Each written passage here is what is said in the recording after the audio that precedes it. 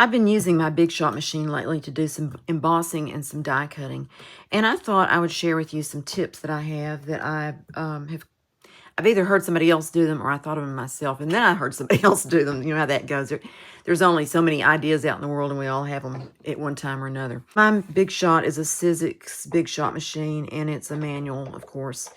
And if you're not familiar with it, it comes with this platform. Now there's a couple of kinds. I think it's called a premium or something like that. And it has a platform that's all connected and you flip back and forth with the various pieces. But mine is this kind that has this platform, which brings the level up. You basically need that for most everything you do. And then the thin die adapter, which you use with some of the thinlet dies or the thinner dies. And then two cutting pads. That's what Sizzix calls them. I tend to call them cutting plates because it seems more like a plate to me.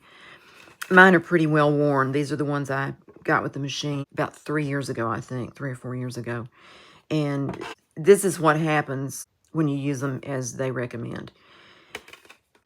They're kind of bowed, and that happens too. And I have done the thing with the hot water where you set the hot pot down on them and flatten them out, and that worked. But then when you start using them again, this happens again. So as long as they continue to work, I'll still be using my old ones. One of the tips is about setting up this to do an embossing for an embossing folder. This is the one that has the swirl design.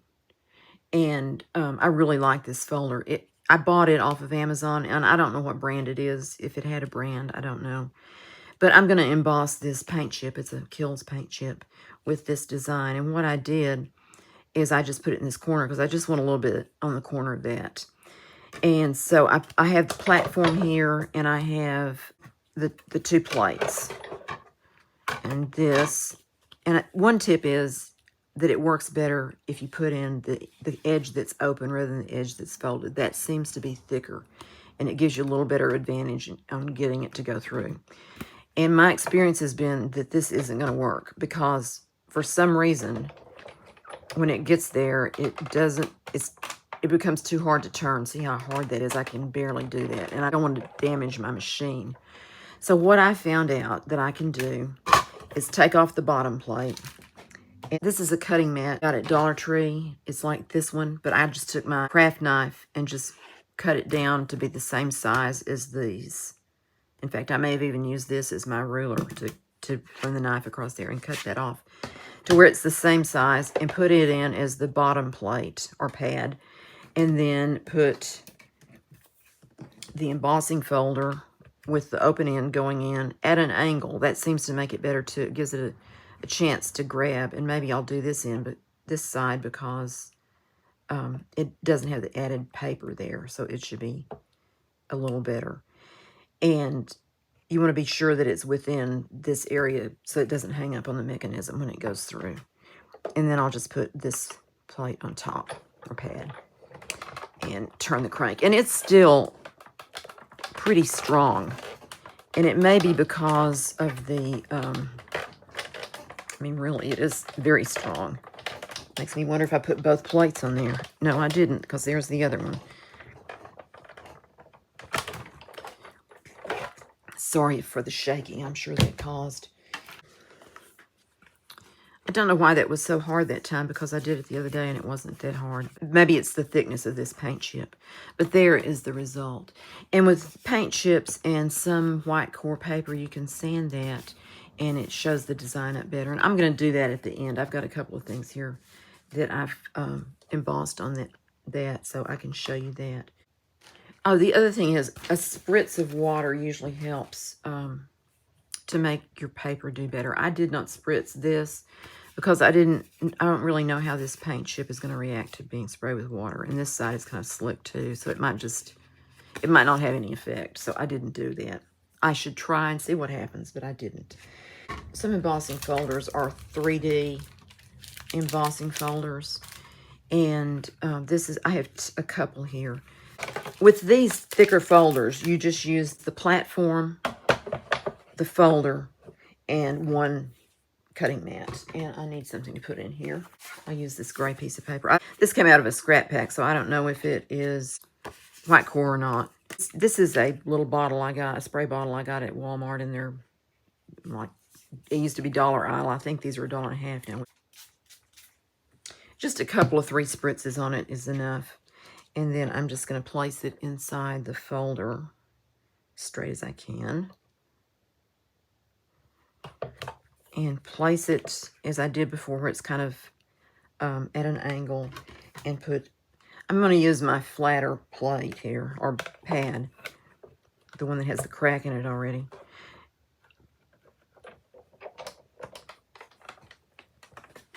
And this is actually going through easier than that last one I did with the mat, so I don't know about that.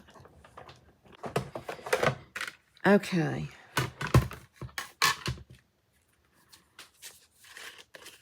So there is that. That didn't do real well right there because it wasn't on the mat like it should be. But there is that design. So that is a tip for using the 3D folders. And I did some others. This paper is this folder. This is a Sizzix 3D textured impression, and it was Catherine Breen.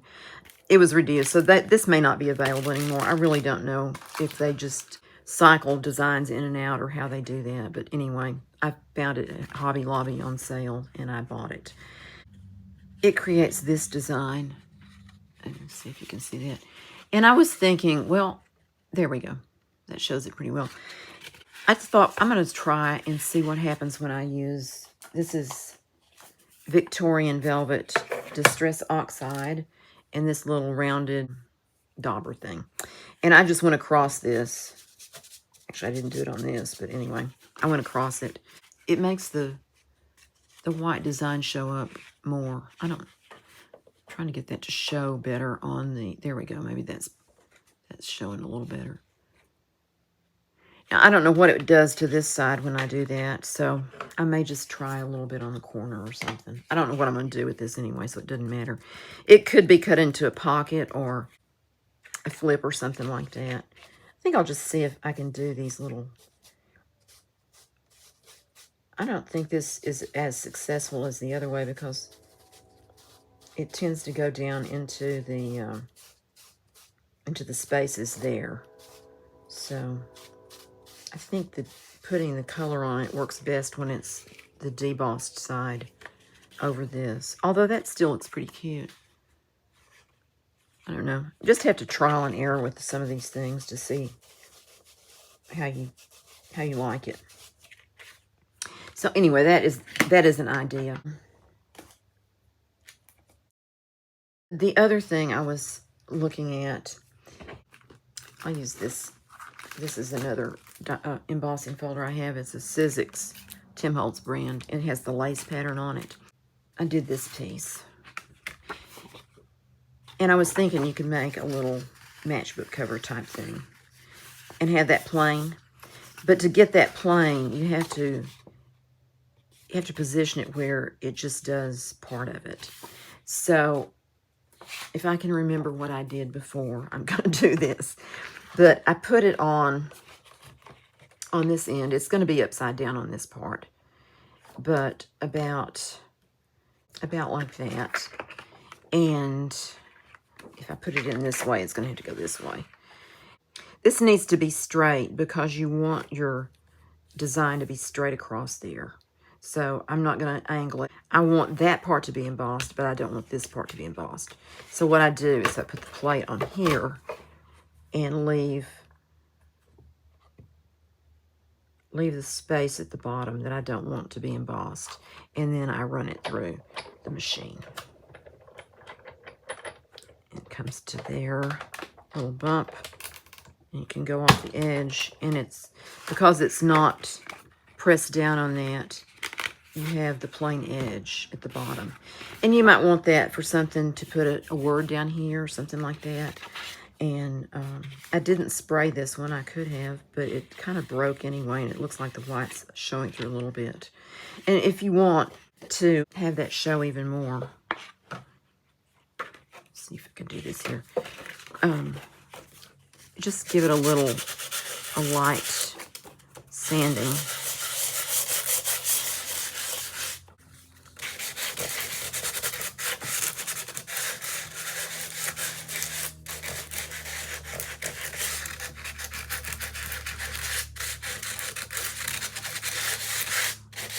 Like that. And then you have the design showing up a little better on there. Then I had a couple of ideas for die cutting also. This is this set of dies, which is a set of tag dies. And I'm going to use the largest one. This is just a scrap I have. I'm just going to go ahead and use it to illustrate this. And it's not quite big enough for that. I'll use the next one down because it doesn't really matter. I put some ink on this and it's really kind of ugly, but just for illustration purposes. Say that you wanted to have this tag be one that would open up. You could fold the paper. It needs to have a plate underneath. One thing to remember is the thin die adapter and your standard platform are not cutting surfaces, and you want to not use them that way because you can damage them. And it would possibly make your dies not do right if you did. But anyway, you could place this where this cutting edge is on the fold, is past the fold, where it's not going to cut the fold, and then have the rest of it on there, and put your top plate on, and then you can just go across. It's always a little harder when it gets to the die. Okay. I think I was trying out some stamps on the back of that. It's got some floral things on there. Okay, so then you have this kind of shape. It's not quite perfect. It's a little asymmetrical there, but it would open up so that you'd have an opening in here. The problem might be that you wouldn't want to put something in this hole that's going to close that up, and you couldn't open it if you wanted that writing space. This one came out pretty asymmetrical, and that might bother you. I have a suggestion, other than not doing it this way, that might make it a little bit better. What I did on this one is I placed the paper where it's past that outside edge that cuts that side of the tag, but it's still going to have these perforations around the edge that look like stitch marks. I don't know if you can see that on the camera or not. So we're going to try that and see how that works. And I'm going to run it all the way through. I'm not going to try to manipulate it with this at all. I'm just going to let the die do the work on that. So we'll see what happens here.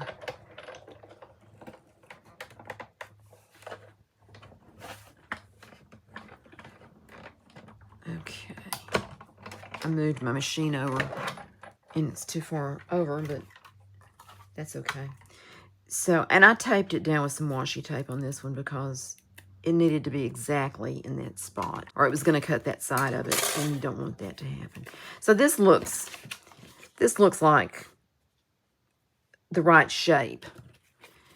And we'll open it up here. Those little perforations make it want to stick together. It takes a minute to get it opened. But then you have that.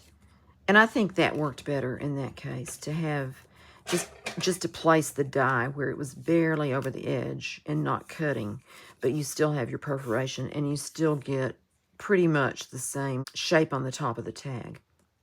You still have to deal with the hole if you want to put something through that. You could glue something on the front, maybe glue something on the back, and it wouldn't affect it. Or you could just have it on the front, just a little piece of lace up there glued on, and then it would open. You'd still have the hole there. That's an idea for that. This is just a offcut of a piece of parchment, parch text. That's what it's called. So on this one, you would need to fold it where you have enough length to cut your tag, and place the bottom of the tag below this so that it doesn't cut it, and put it on your platform and one of the plates, and then put the other plate on top.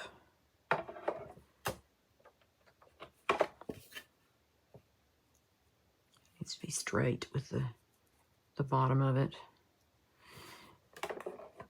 Okay, and then run it through.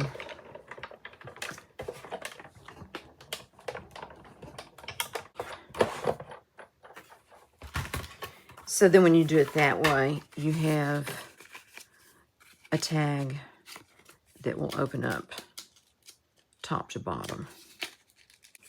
There we go. It opens up like that. And if you wanted to put something in here, you could cut it where this slides under the, up under the bow. Cut this piece like that. I'll use this little piece of fabric here to just tie it through the front piece.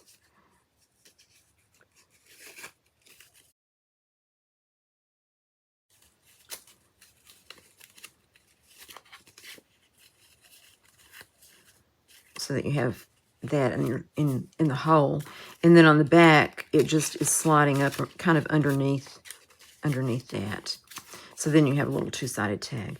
And it doesn't have this faux stitching across the bottom, but you could just, if you wanted to, you could put a little pin dots across there or something like that. Use a pen, a light-colored brown pen. Could be a possibility. What I just did was not putting the die over the paper. This is this set of dies, which is Thinlits, and it's called Stacked Decal is what it's called. But say you wanted to use one of these. Okay. Okay, I'm going to try this with this index card. What you do is, if you want to do this, is if you want to make a little booklet with this, you fold it in half, and then you can place the die on here like this, and then place the cutting mat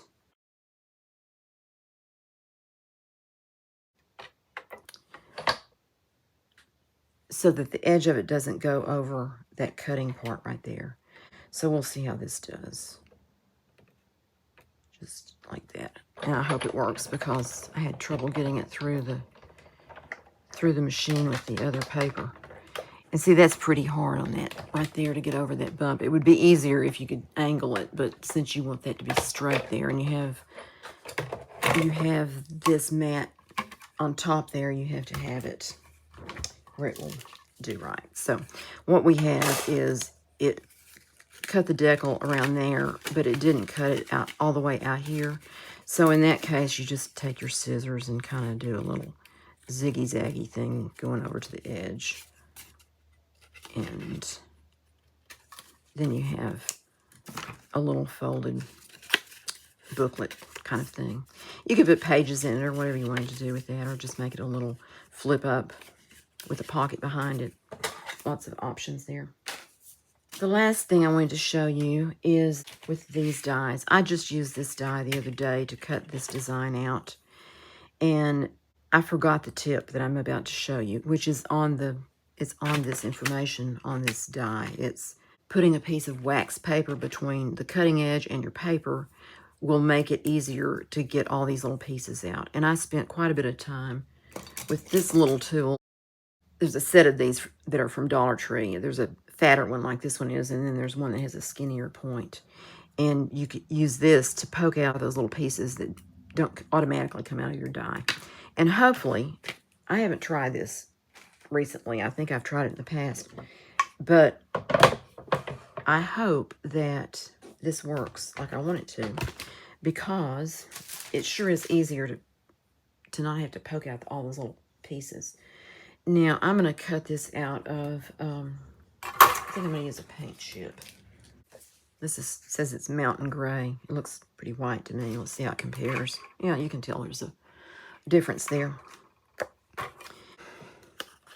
I think these make cute corner pockets, but you need to put something behind it, like a piece of acetate or just a different color behind it to make the pattern show up better. And it makes it where whatever you put in your pocket will come out easier. So I'm putting this on the paper, and then I'm putting the die on top of that. And of course I had it the wrong way.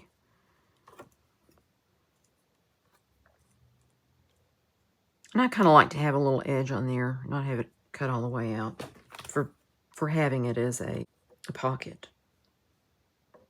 And I'm just trying to get that inside the area that I'm... I messed it up. I think I need to do it this way. Pull it out, put this on here. The wax paper makes it a little slick, and that's why it's a little bit harder to get it positioned. But I think I've got it this time. And then I want everything together to go in there. Okay, so then you run it through the machine. It's pretty hard to turn sometimes. That was a little bit harder. And I think part of it has to do with the thickness of the paper you're using. Thinner paper is easier to use, or is easier to do. Okay, so it looks like this when it comes out. Let's see if I can get some light on it so you can tell. This is the waxed part. And I don't know if you can see that or not, but all those little pieces are going around. And it also has that wax paper left on top of that. It looks pretty cool like that, actually. But all of this die cut part will come out. And you may need to poke it out from the back. And it makes a real mess. But the end result is pretty. For this kind of die that you have all these holes that are punched out, putting the wax paper between the die and the paper keeps that extra stuff out of these holes. This was clean when I took it off, but I still had a lot that I needed to punch out of this. It probably would help a lot to run it through the machine twice, and that would make some of those were not cut real well, and that's why it took me so long to. It didn't take me that long. It took a little bit to get all those little pieces out. So that's just another tip, to be sure that you run it through the machine at least twice so that everything is cut well. I will link my video from before, but down below, because I had some different ideas in it and some other tips that you might find helpful if you haven't seen it. And I hope that you found this helpful and that you will enjoy your Big Shot machine if you have one or plan to get one. And personally, this is perfect for me. I know they have Cricut machines or Circuit or whatever they call them, and other electronic machines that are probably great. But for me, I just prefer this one because it's just a manual, simple machine, and that suits me fine. I don't do, I don't do a bunch of t-shirts or stuff like that you would need a fancier machine. So anyway, for me, this is great, but you do your research and see what you would prefer. Thanks so much for watching, and I will see you next time. Bye-bye.